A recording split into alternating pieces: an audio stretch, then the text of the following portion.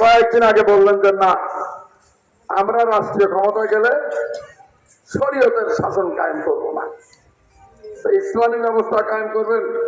শরীয়ত পথে ইসলাম চলে নেই, মানে সবটাই দরকার। ভোট ছুটে যেতেছে, হিন্দুর ভোটটাও দরকার, একটু কম বুঝবান মুসলমান অশিক্ষিত নরনারীর ভোটটাও দরকার। এই নারীদের কাছে যখন প্রতি মাসে তার ফ্যামিলি কার্ডের মাধ্যমে আনকন্ডিশনাল 2500 টাকা পৌঁছাবে, তখন ওই মহিলার কাছে ওই 2500 টাকায় তার একটা সন্তানের সমান, তাই না?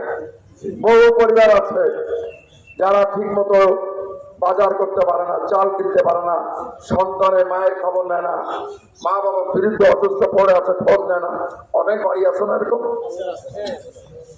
তারা পাবেন প্রতিটা বাড়িতে। ইভেন আমার ওয়াইফের নামে ফ্যামিলি কার্ড ইস্যু হবে, হয়তো আমার ফ্যামিলি কার্ডের সুবিধা আপনি নেবেন না, কিন্তু ইস্যু হবে।